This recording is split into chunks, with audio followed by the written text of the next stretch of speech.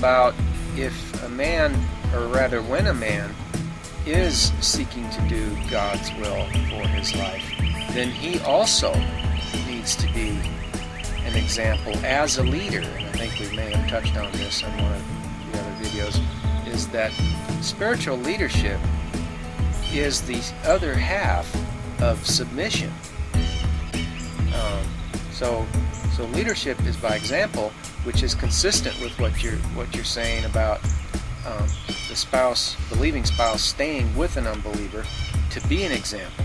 Well, isn't that it's a reversed leadership role, but yet God calls us in that situation to be the spiritual leader, in the sense that we're a spiritual example. But Apostle Paul is instructing those that have converted to Christ, and he's explaining to them,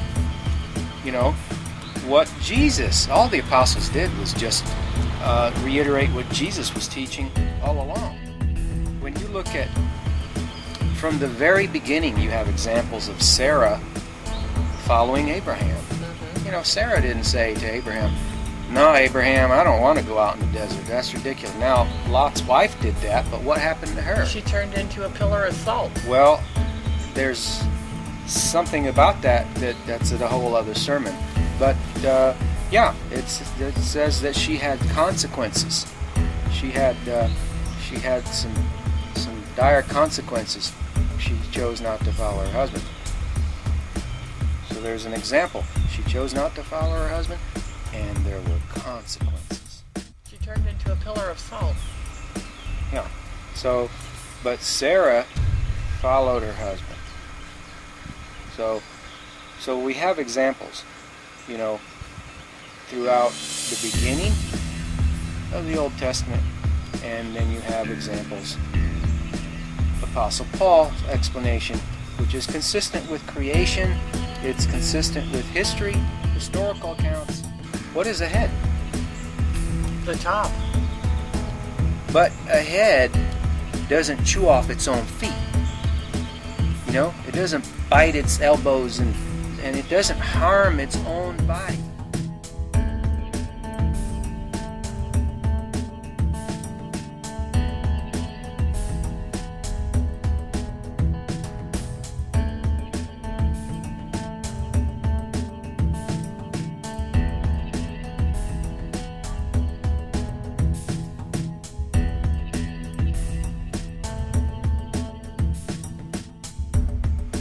So these women that are saying these things are women that are fearful. They have not yet. Oh, definitely. Don't you think? Oh, they definitely. Have not yet They're grasped. in fear. They're not really grasped the faith in Jesus Christ and the trust. And rightly, in a lot of cases, there's cases of men that are abusive, and they take these positions because they really don't have the spirit of Jesus Christ. They have the appearance of headship, but they're tyrants. Oh, that's a good way to put it. The appearance of headship. Yeah, they want some of these men, they've been told by somebody they should be the spiritual leader. Mm-hmm. And that's probably what these women don't like about the way that sounds. Because until the husband has accepted Jesus Christ as his Lord and Savior, he cannot be a spiritual leader. He cannot be. He won't know how. He will not know how to have the Spirit of Jesus Christ to be the proper spiritual leader that he was set up to be.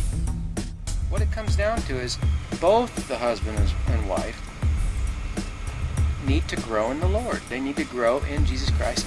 There's going to be mistakes made. The focus is not on the mistakes. Just to pray about it, ask forgiveness, and learn from the errors and move on. And you reach a certain maturity as the years go on, and you just grow from it.